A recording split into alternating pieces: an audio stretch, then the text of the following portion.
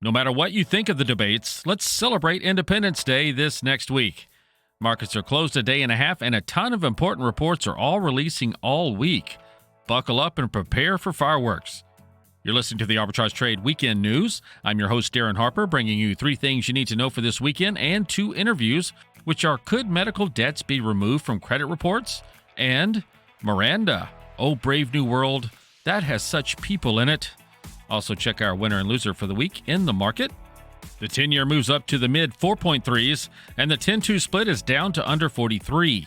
WTI crude rises more to over 81, and here's 3 things. Listening to many of their customers, Tractor Supply says they have eliminated DEI, or Diversity, Equity, and Inclusion goals, and it will stop sending data to the Human Rights Campaign. The company wants to focus on more rural America priorities, including agricultural, education, veterans, and animal welfare. Warren Buffett has revealed a preview of his will, and many are talking about it. Buffett, who is 93, says he does not plan to continue donating to the Bill and Melinda Gates Foundation after he passes. He will put his money into new charitable trusts headed by his 3 children. Each child has their own philanthropic organizations. He added that he trusts the values of the children. It appears he is making one last generous donation to the Gates Foundation for around $43 billion. That is a lot of money going to whatever values the Bill Gates Foundation has.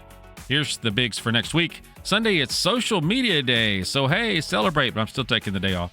Markets closed in Canada for Canada Day and Hong Kong for Special Administrative Region Establishment Day. That's a long title. S&P Global U.S. Manufacturing PMI reports and the ISM Manufacturing PMI and prices.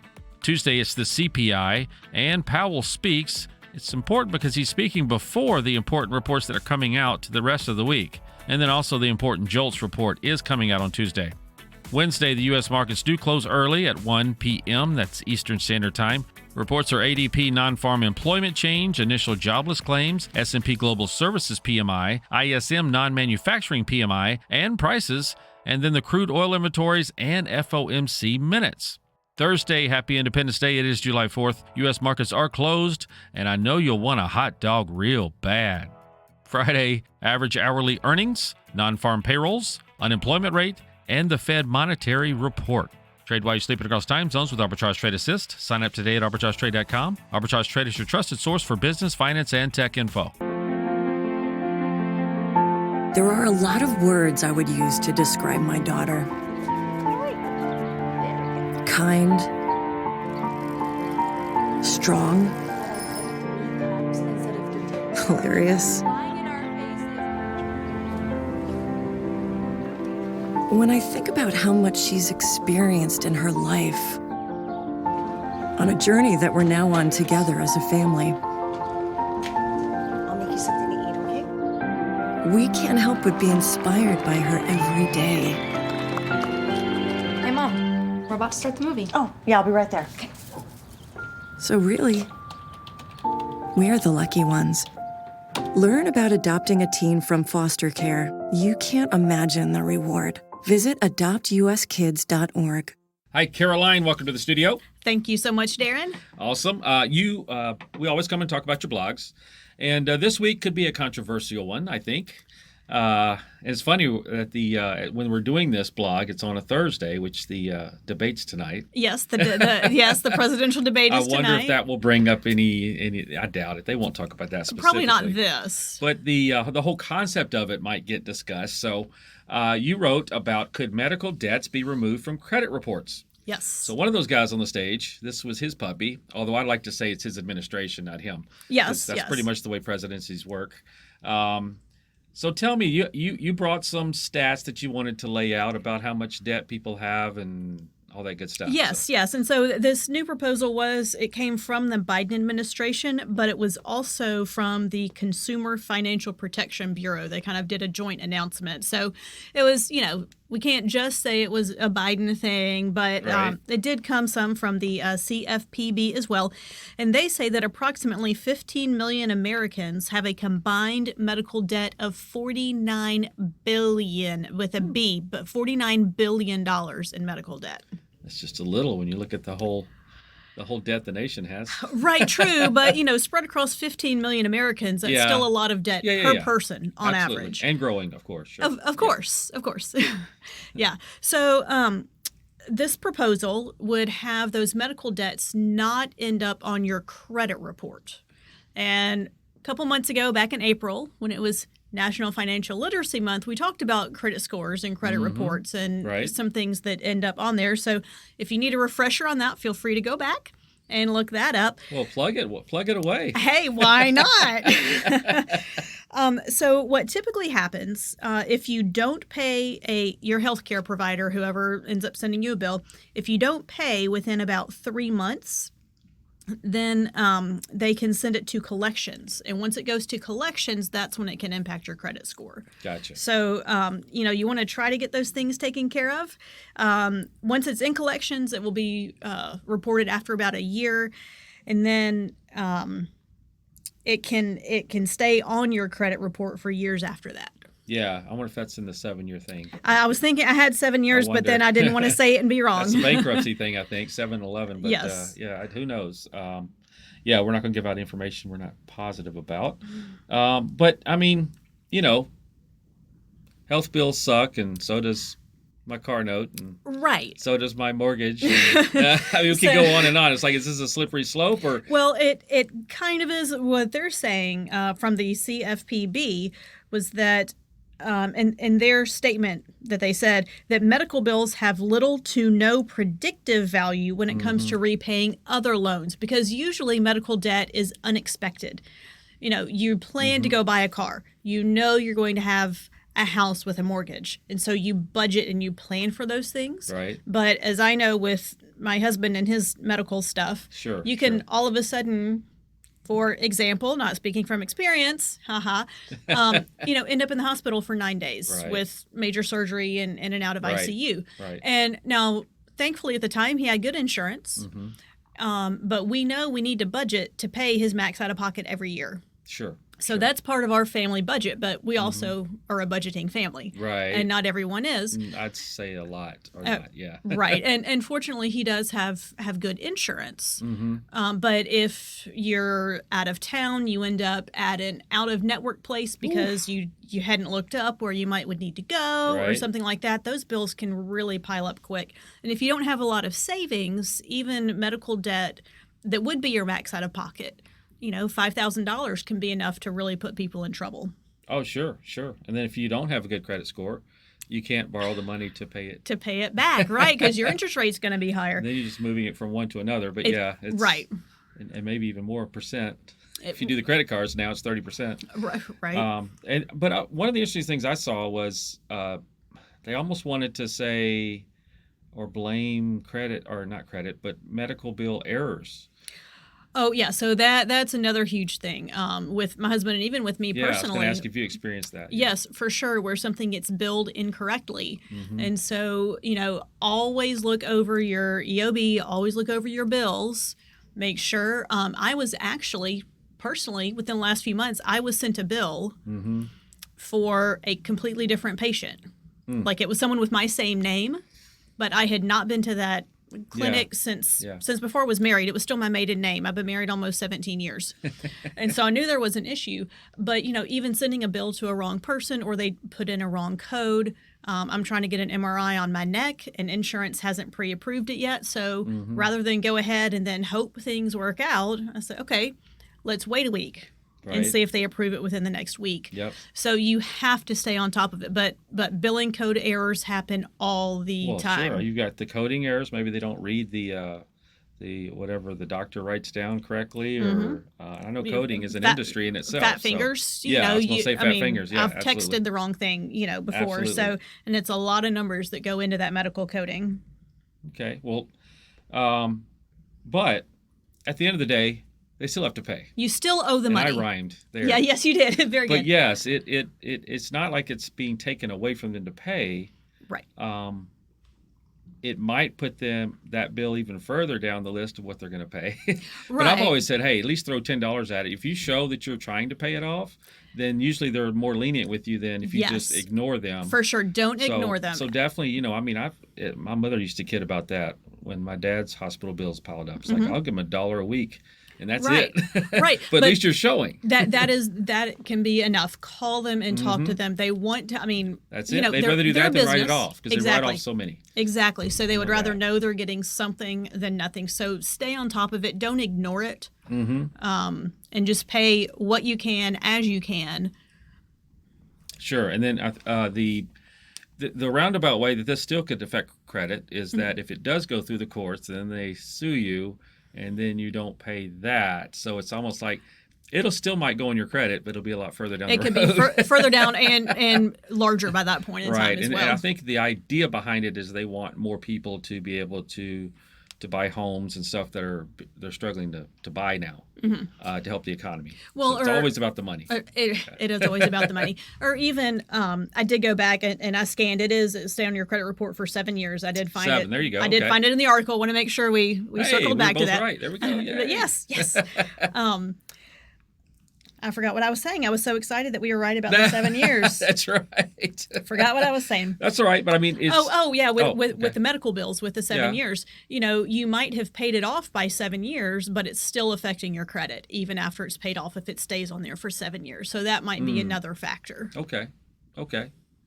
Well, I know that like when you look at the student loans and everything else, they're trying a lot of things to help people that are experiencing a great amount of trouble right now too. Yes. I would say the lower 80% is the way I like to say it. The top 20 is doing fine if they're not doing better, and the lower 80% are just. I mean, again, tonight's debate is going to start that whole thing. Start the whole up until conversation November, again. So. Yes, I try to keep politics out of it. Yeah, exactly. That's why I say both. I Right. don't pick one or the other. But the 2025 rule. This is a possible one. It's not one that's in play yet, but Correct. I know that if it is approved, it'll be 2025 before it actually, of course, after this election, that Right. it will go into play. So pay your medical bills now. That's right. Don't hold off. All right, Caroline, thank you. And may we not occur any more medical debts around here. Yes, absolutely. All right, thanks.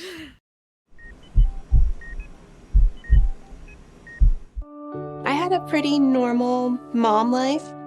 Everything was pretty good, and it was a very happy life. And we just had a new baby. And then all of a sudden, within a day or two, she's on life support and fighting for her life. They told me my only chance was a heart transplant. And the American Heart Association helped make that possible. Their research helped save me. The American Heart Association funds research that leads to medical breakthroughs, trains people in CPR, and certifies hospitals to provide the best care for people who've had a heart attack or stroke. I am very thankful for the American Heart Association. One simple act today can save your life or the life of a loved one. Heart disease is the #1 killer in America. To learn more about how the American Heart Association is saving lives, go to helpheart.org. Hello, Royce. Hello, Officer Harper. Yes, welcome to the custody of the Arbitrage Studio. I would like to exercise before we get to that, sir, calm down. Before we get to that, don't talk back. Don't talk back. Not All right. talking back. This could get serious. Oh, how serious? This is Officer Harper, and I'd like to ask you some questions, Royce. All right, what questions would you But like? first, I need to read you your rights. I have rights? No, we just play like you do. It depends on how you act, sir. Okay, I will be on my best behavior then. All right, enough of that. We're going to talk about. Let's see. You mentioned, what was the name of Miranda? Yes. You should say it because I can see there's a quote from you. You say it. Miranda rights? Oh, brave new world. Oh, brave new world. This has such people in it. People. Yes. Is that from something? Yes. Miranda the Tempest, Shakespeare play. I knew it. I wanted to Google it, but I was like, no, it's better if I discover it here. Yes. Very nice. That's why I wanted you to emote that. Absolutely. Because you emote very well. Thank you. Yes. Thank you. All right. So I guess what got me onto this was that a lot of people get, as for lack of better words, diarrhea of the mouth when they get pulled over by an officer. Yes, they do. And it's always in your best interest to have legal counsel present whenever you're messing with any type of law enforcement. So in the absence of that, you should definitely exercise your Miranda rights. Right. And you see it on like the Law and Order shows. You have the right to remain silent. You have the right to an attorney. If you can't afford one will be offered to you. by the state. Yeah, but I think people hear that though, and it's just kind of like a background noise. They don't really listen to every single and what does statement. that mean? Yes. What does that mean? Right, and it's just blah blah blah to them. Yeah. So there's like a Fifth Amendment. You complete the Fifth, and then there's the Sixth as well. Basically, that's legal representation. You do have a right to legal representation. So it means even if you can't afford it, they will give you an attorney, so that way you can have your legal counsel plead your case. Well, I was going to say that my computer teacher back when BASIC was, that's how old math is. When I was learning BASIC, yes. Lotus Turtle. He always said, garbage in, garbage out. So if you are going into an arrest, so to speak, and just throwing garbage at the officer. Oh no, that's what you're gonna. I'm talking verbal garbage. The other would be much worse, maybe. But if you're throwing verbal garbage at the guy, that's what you're gonna get back. I mean, sure there's supposed to be the decorum and all that, but I mean they gotta do what they gotta do to control the situation. Yeah. And if you're being uncontrollable and obstinate, and it's not going to go well. You got to have the right attitude. And I actually do have a quick, before we break down the actual individual ones. Yeah. Within the statement, I have a quote, of course. I bring quotes. Absolutely. This one. Friends, Romans, countrymen. Yes. I'm sorry, ladies, but this is my quote. Oh, boy. Don't arrest me. Arguing with a woman is like getting arrested. All right, I'll see you next week. Dramatic pause. Everything you say can and will be used against you, so use your right to remain silent. Yeah, we will see you next week. Yes. Thank you for listening. No one knows our address, do they? All right. We just got canceled. Dang it. All right, so let's go on and break this down, the Miranda rights in general. So you said that you have the right to remain silent. Mm-hmm. So let's break it down to that. And what you're saying is you definitely should use that right. Yes, it is never in your best interest to say anything except answer only the questions that are asked. And that's and leave it at that. They're like license, registration, if it's a traffic violation, if it's something else, if it's you had an accident, same thing. Do not even volunteer information there because it's not your place to decide what happened. It's the court's place to decide what's happened. So you saying, "Oh yeah, I just totally backed into that person," and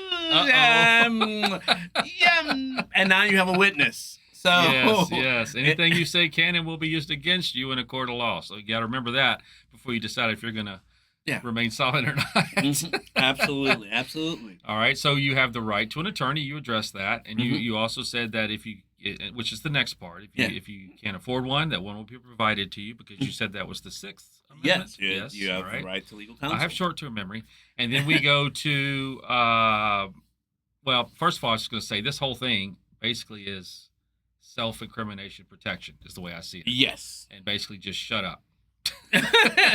Yes. You don't have to salute them. You don't have to say, "I love you, officer." Although when I was pulled over, I just say yes, sir, and no, sir. I mean, that's just the way I was brought up, just as respect, which I say to a lot of people, but especially those that are in charge, if you will. Yeah, I will say that because that same person that I might want to yell at is the one that might save my ass one night in the middle of a problem that I'm having. Right? Absolutely. So go ahead. So I do know that, even for example, even for a speeding violation, right? Mm-hmm. If they pull you over and they say, "Hey, we caught you going 40 in a 35 or 20, 30 in a school zone," do not argue with them. Just say, "Yes, sir. Yes, ma'am," because once again, arguing with them means now you're calling them a liar. Mm-hmm. That's not going to look good for you. Hey, let me see the radar. I want to see if it's really up there or not. Nope. Don't go that road. That's for your lawyer. Don't go down that road. Don't. Just it's like right, because a lawyer then could say, "Well, is there any proof that it registered this on the radar?" Blah blah blah. When and could actually get you out. Calibrated, and they get to ask all those questions. Exactly. And you just need to smile and be pretty. Yep. Because and those things also give them info that they could use to get. I mean, it says that. Yeah. But I mean, it's like before the court date comes up, Now they can study all those things that you said. Yeah, absolutely. It's like and look for all the reasons that they're right. Yeah.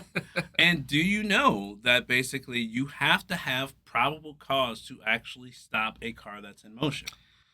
I do. And I remember the stop and frisk issues in New York many years ago. Mm-hmm. And I imagine that a lot has come from that. So yes. Go ahead. Tell me. From that, what they call profiling. Where basically profiling. If you fit a certain demographic, they may stop you, or they're like, hey, you don't look like you're from this neighborhood type deal. So basically, they have to have probable cause. Yeah. And on top of that probable cause, so let's say they do have probable cause. Let's say they do, say, for example, I remember one time I was coming back from Wakarusa. This was a music festival in Arkansas.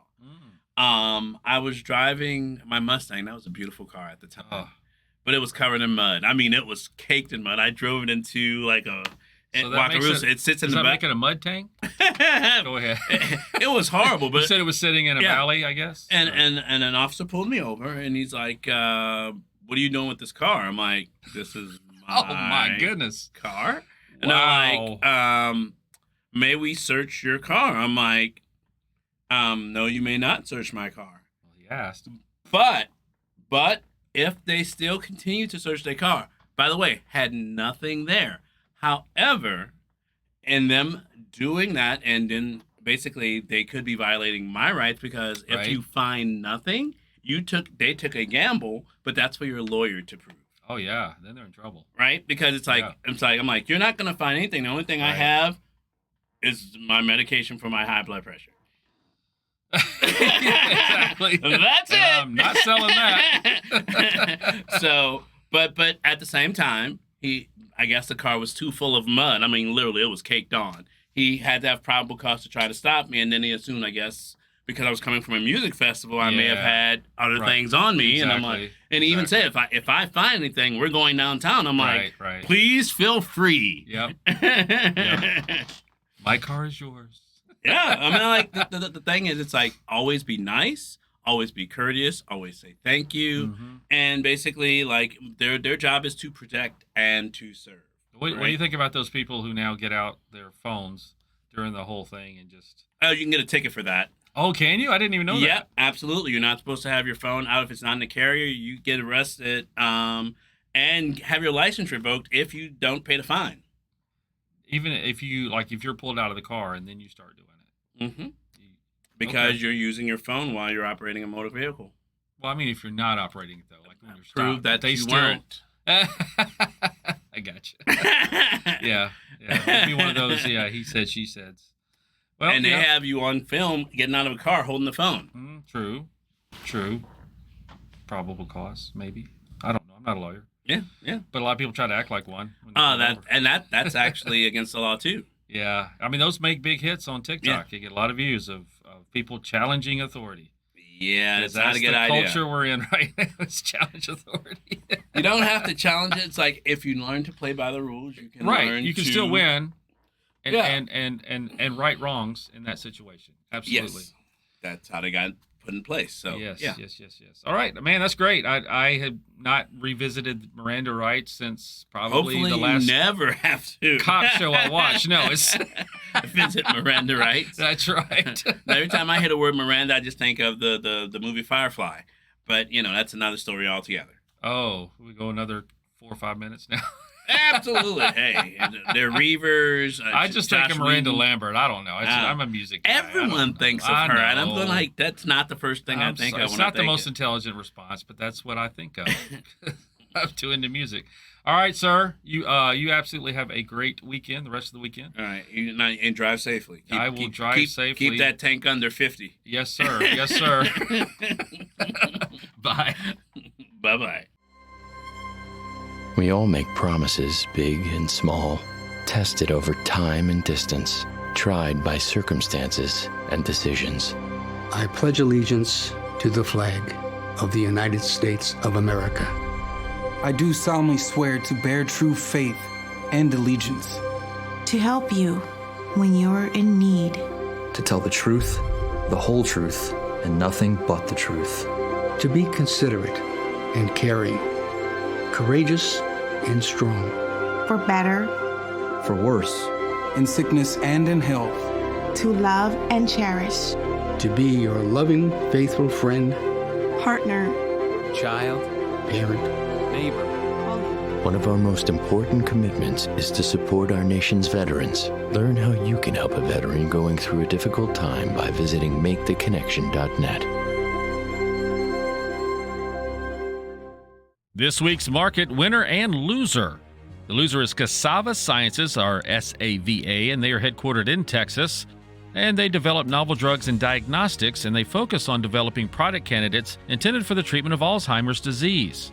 Sava opened the week around $20 and plummeted yesterday down to a low of $8.79, which is a 52-week low.